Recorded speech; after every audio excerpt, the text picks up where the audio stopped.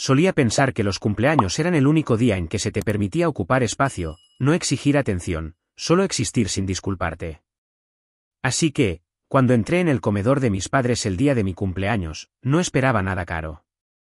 No esperaba sorpresas ni discursos ni regalos envueltos con lazos. Solo quería oír a alguien decir, «Feliz cumpleaños, Hannah». Y que de verdad lo sintiera. En cambio, mi madre le estaba poniendo un anillo de diamantes en el dedo a mi hermana. Mi padre sonreía como si acabara de hacer algo noble. Y el pastel que estaba en el centro de la mesa ya tenía un nombre escrito con glaseado rosa. Su nombre, no el mío. Me dijeron que no fuera dramática. Me dijeron que la vida no se trataba de cosas materiales. Me dijeron que debería estar agradecida. Me reí con ellos para no llorar. Esa noche, empaqué una sudadera con capucha, $60 y lo último que me quedaba de dignidad, y desaparecí. Mi nombre es Hannah Miller, y durante la mayor parte de mi vida, fui conocida como la sencilla. Así es como me llamaban mis padres cuando hablaban con los parientes. Esa es Hannah. Es independiente. No necesita mucho. Es madura para su edad. Lo que nunca dijeron en voz alta era lo que eso realmente significaba. Yo era la hija que aprendió a no pedir. Desde fuera, nuestra familia parecía ideal. Vivíamos en un barrio tranquilo donde los céspedes se cortaban todos los sábados y las luces del porche se encendían a la misma hora cada noche. Dentro de nuestra casa, las paredes estaban cubiertas de fotos enmarcadas. Cumpleaños, vacaciones, eventos escolares. Sin embargo, si mirabas de cerca, notarías algo extraño. La mayoría de las fotos eran de mi hermana menor, Emily. Emily nació después de años de preocupación y conversaciones susurradas a puerta cerrada. Mis padres la llamaban su milagro, su segunda oportunidad, su recordatorio de que las cosas buenas aún podían suceder. Yo ya estaba allí cuando ella llegó, de pie a los pies de la cama del hospital de mi madre. Pero a partir de ese momento, sentí que el foco de atención se desvió y nunca volvió. Cuando Emily hablaba, mis padres se inclinaban. Cuando yo hablaba, asentían distraídamente. Si Emily estaba cansada, los planes cambiaban. Si Emily estaba molesta, las voces se suavizaban. Si Emily fracasaba, aparecían excusas. Cuando yo tenía dificultades, me decían que era lo suficientemente fuerte para manejarlo. Hannah, eres la mayor. Hannah, da un buen ejemplo. Hannah, no exageres. Aprendí muy rápidamente que ser buena significaba estar callada. Significaba terminar mis deberes sin recordatorios, prepararme mis propias comidas cuando mis padres estaban ocupados y sonreír cada vez que alguien elogiaba a Emily delante de mí. Aprendí a aplaudir educadamente sus logros mientras escondía los míos en rincones invisibles. No hubo un solo momento en el que pensara, no me quieren. Fue más sutil que eso, más lento, como la erosión. El amor, me di cuenta, no estaba ausente. Simplemente era desigual. Para cuando crecí, ya no esperaba justicia. No esperaba ser elegida. Solo esperaba con cuidado, tontamente, que algún día, tal vez en mi cumpleaños, me miraran y vieran algo más que a la niña que nunca causaba problemas.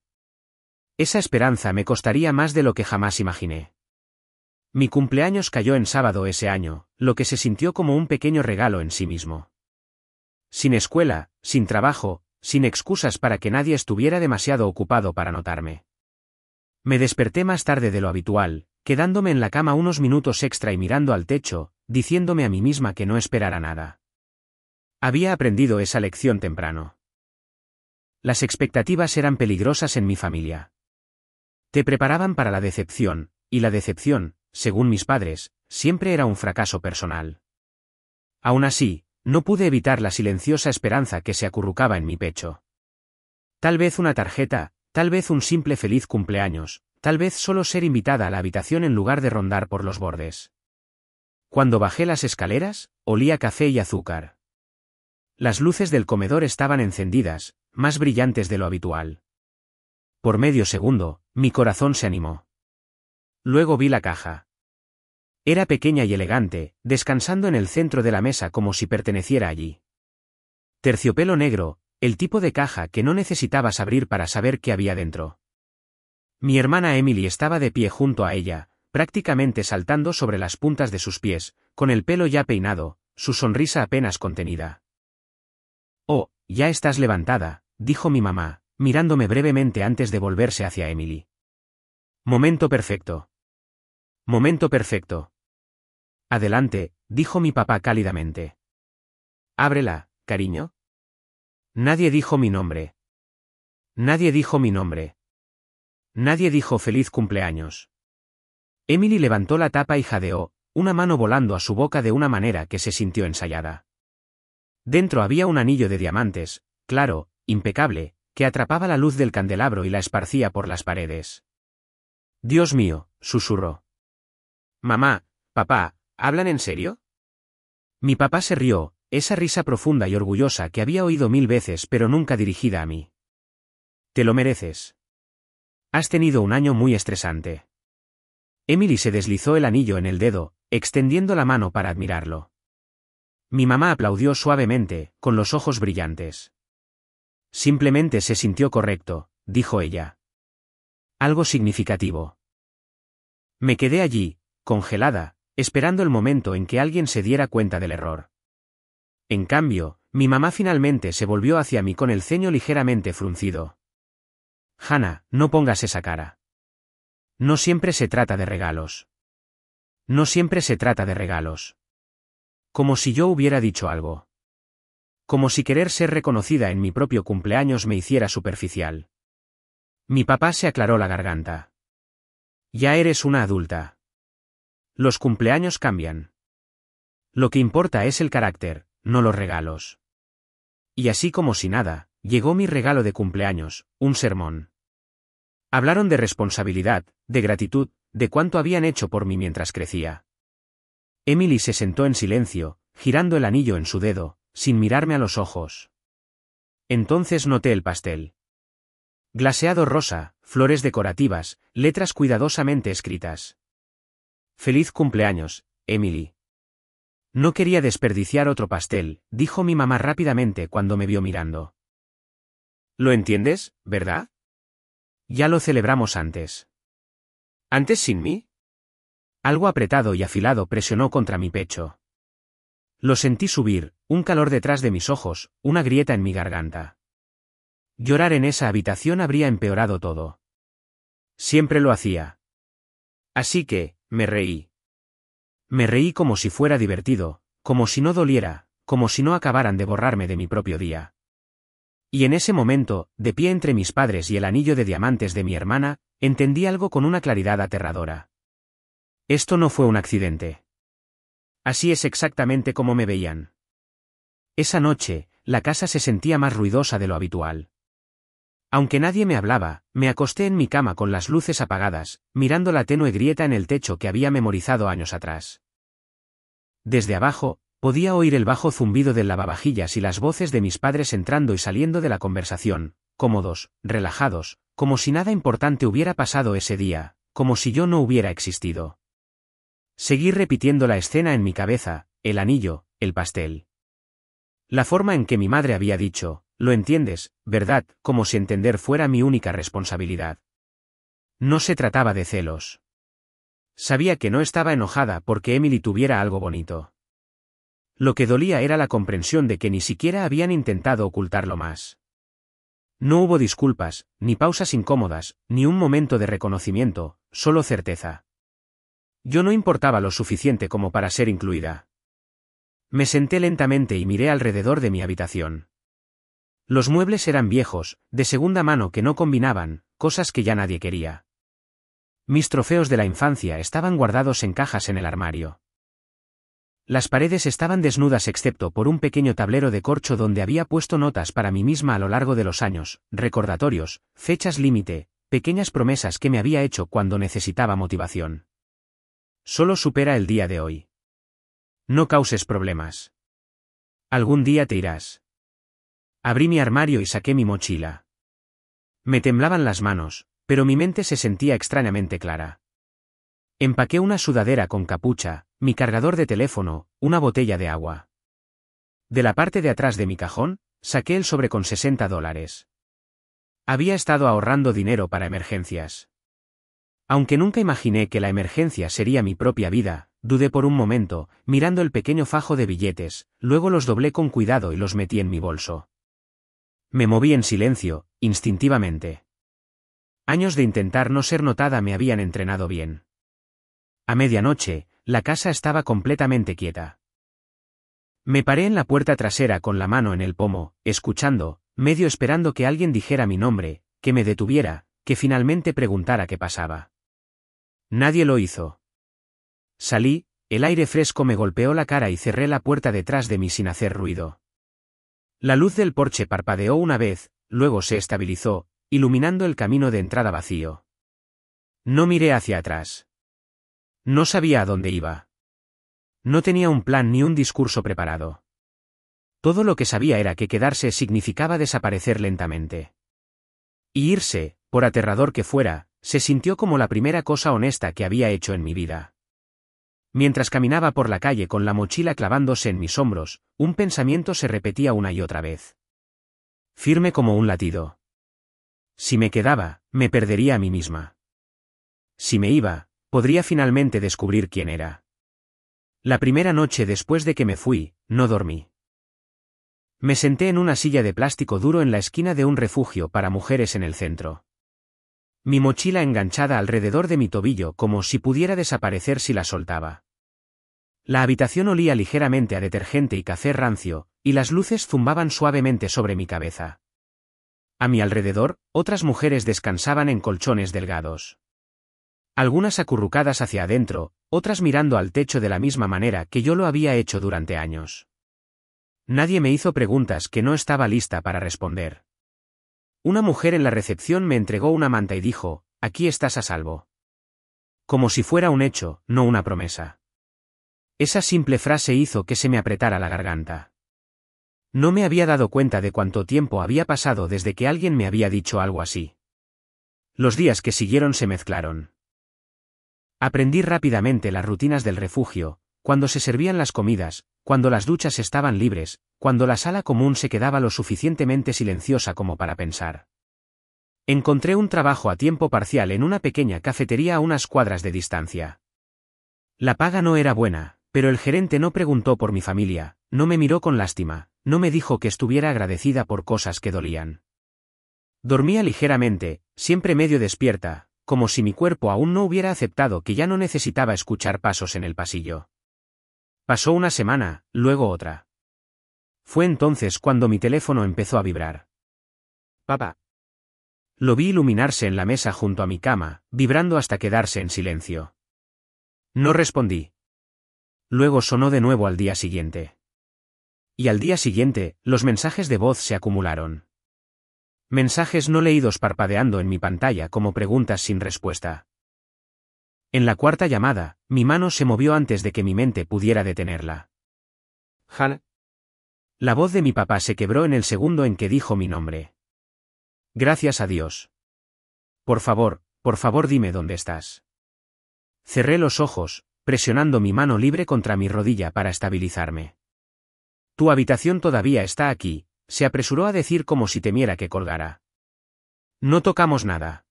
Puedes volver a casa. Solo queremos hablar». ¿Casa? La palabra sonó mal. ¿Pesada? ¿Hueca? Imaginé mi habitación exactamente como la había dejado, silenciosa, sin cambios, esperándome como prueba de que se suponía que debía volver y fingir que no había pasado nada, que esto era solo una fase, un error. «Estoy bien», dije finalmente, mi voz más firme de lo que me sentía. «Estoy a salvo». Hubo una pausa, luego una inhalación brusca. «Tu madre está muy preocupada», dijo. «Emily ha estado preguntando por ti». Casi me reí. No preguntaban por qué me fui. Preguntaban cuándo dejaría de causar problemas. «Necesito espacio», dije. «No voy a volver ahora mismo». Lo diría en sus lágrimas. El silencio al otro lado de la línea se estiró, delgado y tenso. «Así no funciona la familia, Hannah», dijo mi papá en voz baja.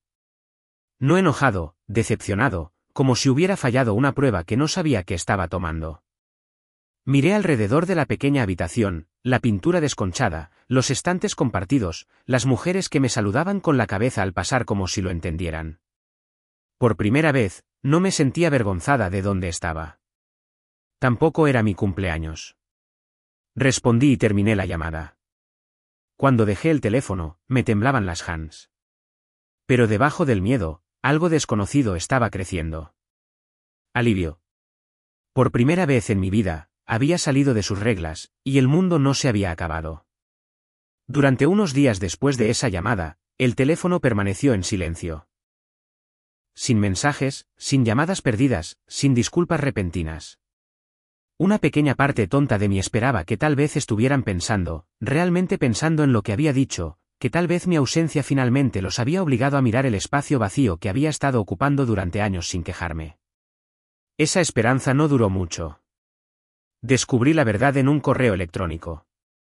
Venía de mi consejero universitario, educado y confundido, pidiéndome que confirmara mi decisión de retirarme para el próximo semestre. Al principio, pensé que era un error. Releí el mensaje 3 veces, mi corazón latiendo más fuerte con cada línea. Según los registros de la escuela, mis padres se habían puesto en contacto con la administración. Habían dicho que me estaba tomando un tiempo libre, que había cambiado mis planes, que no asistiría. Miré la pantalla, con las manos frías, mi mente acelerada. No me habían preguntado. No me habían advertido. Habían decidido. Llamé al consejero de inmediato, mi voz temblaba mientras explicaba que no, que esta no era mi elección, que todavía tenía la intención de inscribirme. Se disculpó, claramente incómodo, y prometió marcar el archivo, pero el daño ya estaba hecho. Se perdieron los plazos, se retrasó el papeleo, las oportunidades se escaparon silenciosamente mientras yo dormía en un colchón prestado. Esa noche, llegó una carta al refugio. No estaba escrita a mano. No era emocional. Era legal. Me senté en una pequeña mesa bajo luces parpadeantes, leyendo palabras que se sentían más pesadas de lo que deberían. Estaba siendo eliminada como dependiente. Mis padres ya no me apoyarían financieramente, oficialmente o de otra manera. Tenía 30 días para recoger mis pertenencias. Después de eso, cualquier cosa que quedara sería desechada a discreción del propietario. Detrás de las páginas formales había una sola nota escrita con la letra familiar de mi madre. Esto es lo que sucede cuando tomas decisiones egoístas. Mi pecho se apretó, no con tristeza, sino con algo más agudo. Esto no era miedo por mi seguridad. Esto no era amor disfrazado de disciplina. Esto era un castigo. Ya no intentaban traerme a casa. Intentaban enseñarme una lección, mostrarme lo pequeña que era sin ellos. Cuán rápido podían quitarme el suelo bajo los pies. Doblé los papeles con cuidado, mis movimientos lentos y deliberados. A mi alrededor, el refugio zumbaba con conversaciones tranquilas, pasos, la vida continuaba sin notar mi colapso privado. Y en ese momento, algo dentro de mí se asentó. No ira, no pánico, claridad. Finalmente entendí a qué me enfrentaba. No a padres que extrañan a su hija, sino a personas que necesitaban el control más que la conexión. Y si ese era el juego que querían jugar, entonces sabía una cosa con certeza. Nunca más les daría ese poder. Después de esa carta, no me desmoroné como pensé que lo haría. No grité. No rogué. No aparecí en su puerta con los papeles y mis manos temblorosas, preguntándoles cómo podían hacerme esto. Lloré una vez, en silencio, en el baño del refugio con el agua corriendo para que nadie me oyera. Y luego me detuve porque algo había cambiado. Por primera vez, no estaba reaccionando a ellos. Estaba respondiendo por mí misma. A la mañana siguiente, me reuní con un consejero de asistencia legal con el que el refugio me conectó. Habló lentamente, claramente, exponiendo mis opciones como peldaños en lugar de amenazas. Me explicó mis derechos, lo que mis padres podían y no podían hacer, y cómo protegerme en el futuro. No estás haciendo nada malo, dijo, mirándome a los ojos. Y no estás sola. Esas palabras se quedaron conmigo. Acepté más turnos en la cafetería. Mañanas tempranas, noches tardías, pies doloridos y manos adoloridas. Pero cada dólar se sentía ganado de una manera que nada lo había hecho antes.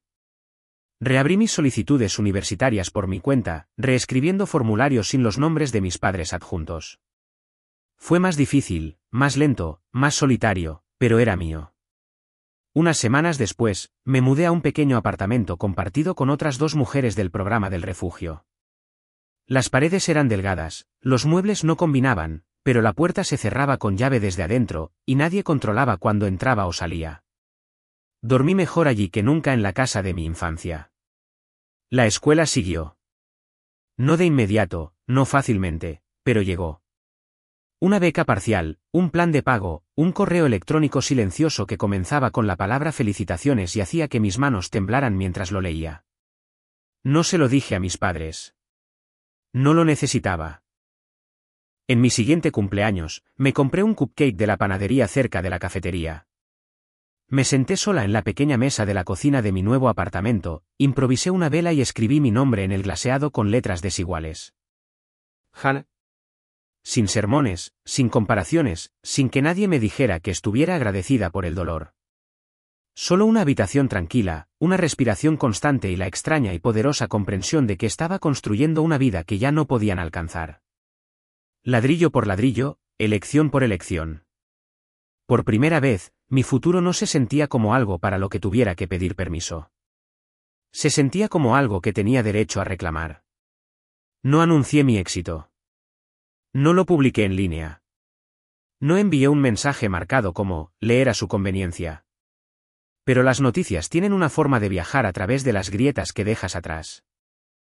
Comenzó con un correo electrónico del colegio comunitario preguntando si estaría dispuesta a hablar en un pequeño evento para estudiantes de primera generación.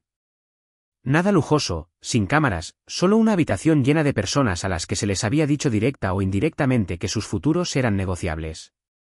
Casi dije que no. Los viejos instintos tardan en morir.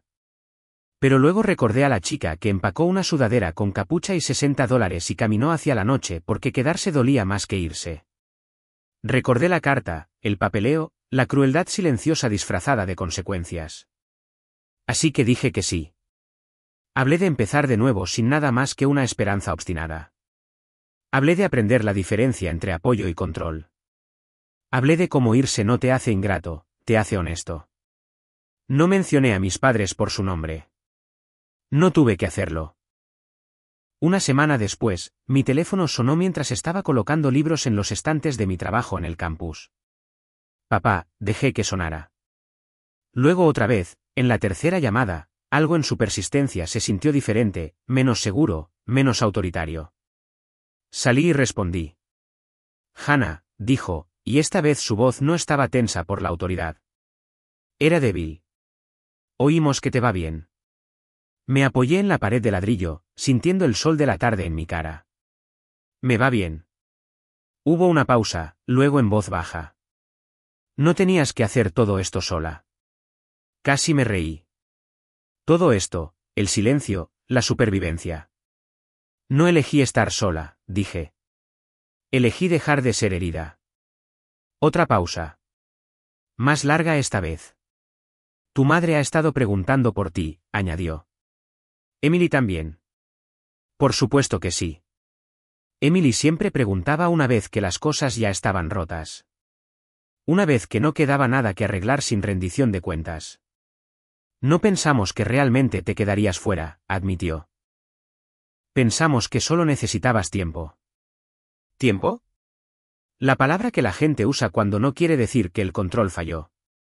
Me quedé, dije con calma, porque irme fue la primera vez que me sentí segura. No discutió. No me sermoneó. Por primera vez en mi vida, no intentó justificarme. Lo veo ahora, dijo. Y le creí.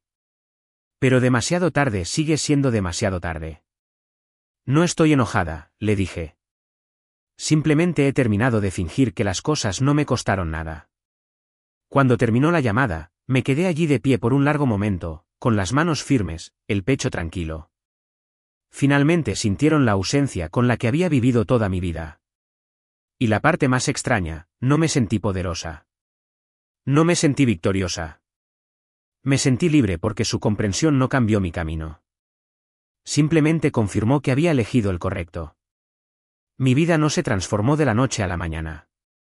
No hubo un momento dramático en el que todo se sintiera perfecto de repente. Lo que cambió fue más silencioso que eso. Comencé a despertarme sin el nudo familiar en el estómago.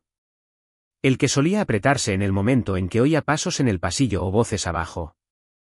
Empecé a tomar decisiones sin ensayar explicaciones en mi cabeza. Aprendí cómo se sentía existir en un espacio donde nadie llevaba la cuenta, donde el amor no venía con condiciones ni comparaciones. Mi apartamento es pequeño, pero es mío. Los muebles no combinan.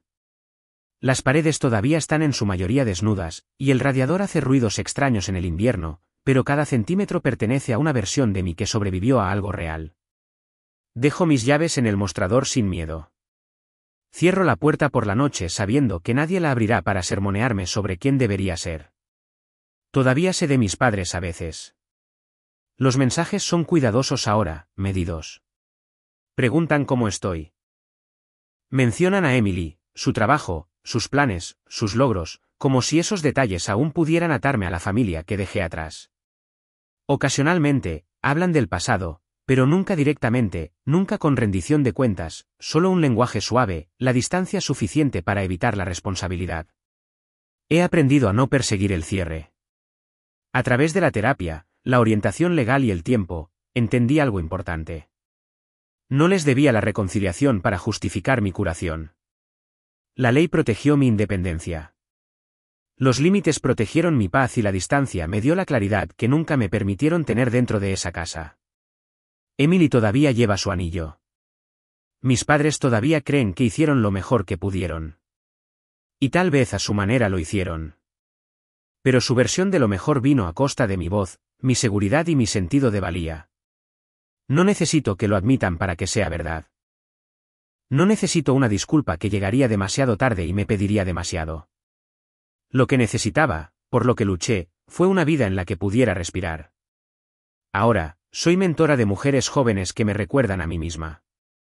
Chicas que aprendieron demasiado pronto a guardar silencio. Que fueron elogiadas por ser fáciles y castigadas por necesitar algo en absoluto. Cuando me preguntan cómo lo hice, cómo me fui, no les doy un discurso. Les digo la verdad. Que irse no es debilidad. Que elegirte a ti misma no te hace cruel. Que a veces lo más valiente que puedes hacer es dejar de esperar ser vista por personas que se niegan a mirar. Solía creer que yo era el problema en mi familia. La hija difícil, la ingrata, la decepción. Ahora sé que no es así. No estaba rota. No era egoísta. No estaba pidiendo demasiado. Simplemente estaba preguntando a las personas equivocadas.